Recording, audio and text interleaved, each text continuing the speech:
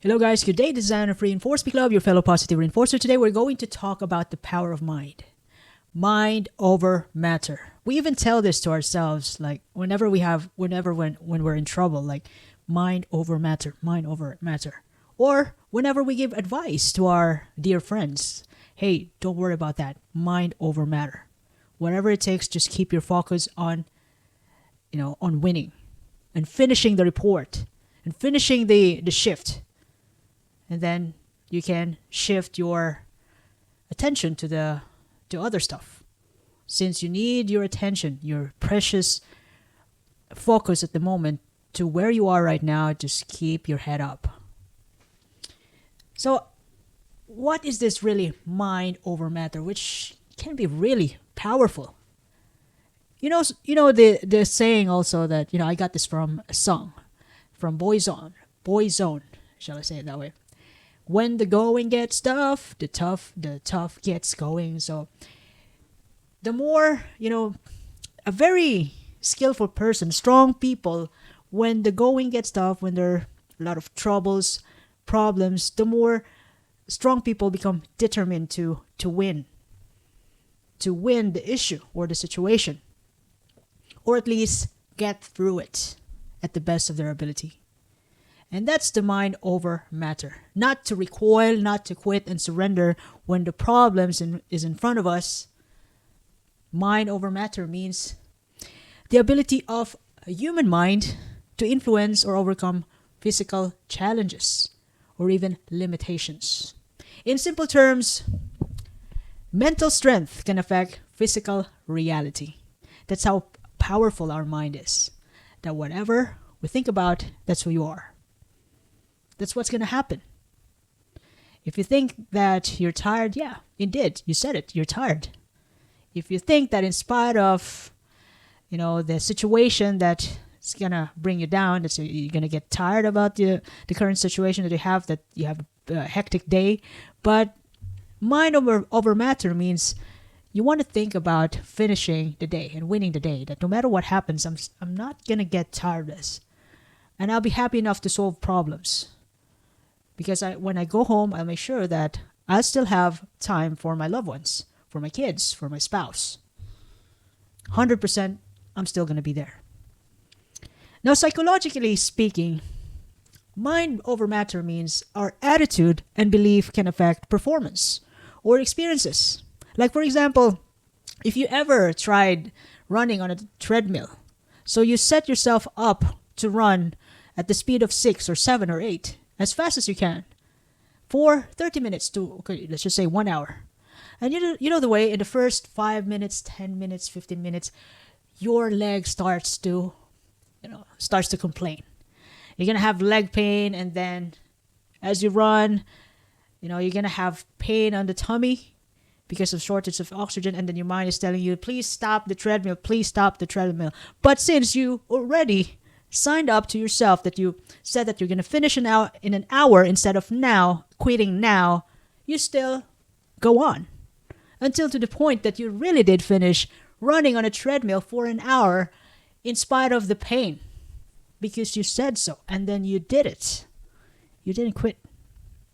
Or there are also placebo clinical trials which are quite successful too, wherein some patients, the patients with headache felt better after taking a sugar pill because they think that it's a medicine. So you can also look up to some placebo clinical trial, which has a significant percentage of success. Now, in terms of physical and biological meaning of this mind over matter, that we said to ourselves at times, because we want to finish the job. It means that, psychologically speaking, mental state can change physical processes in the body.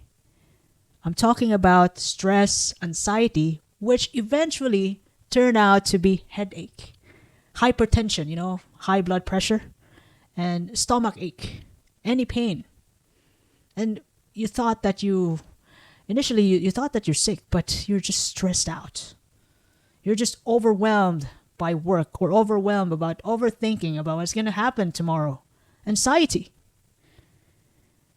And on the other hand, there is what we call meditation, which can potentially makes you feel relaxed, lower your heart rate, your blood pressure, you know, decreases your pain perceptions as well as stress. It relaxes the tension in your body. So, which means that mind conditioning does work. And it could be it could be in our advantage or against us.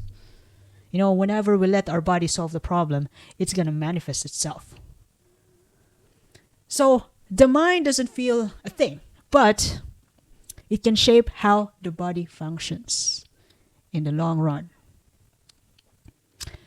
Also, philosophically, consciousness influences reality. When you believe that you can do it, you do it. You don't find any reason, excuses not to do it. You're going to finish the job if you really want to. Believe that thoughts can shape real life outcomes, which is quite true.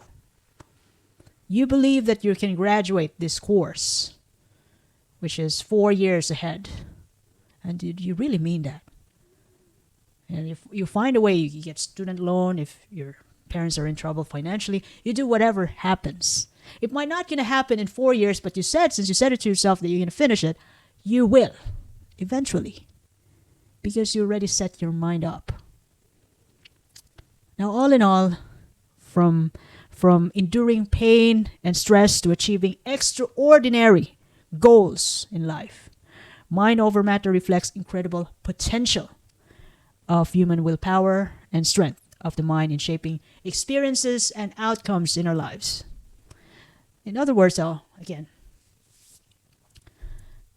positive thinking, daily affirmations, gratitude, good relationships, looking after yourself, diet-wise, exercise, workout.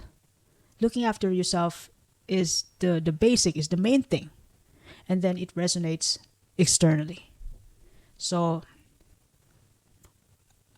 I would say that, it's keeping ourselves healthy, mind and spirit, must be a priority. Now, I hope I shared something valuable today. If you ever love this episode, you can share this to your family and friends. You can follow me in YouTube, Facebook, Spotify, Apple Podcasts, even the X. By the way, this is Anne, your fellow positive reinforcer of Reinforce Me Club. I do appreciate your time and have a lovely day ahead. Thank you.